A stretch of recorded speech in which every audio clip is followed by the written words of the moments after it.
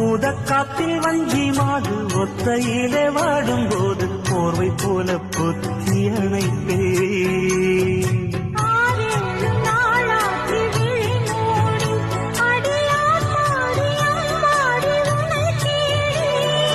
நீதானே மானே என் இளஞ்சோடி, உனை நீங்காது என்றும் என் உயிர் நாடி.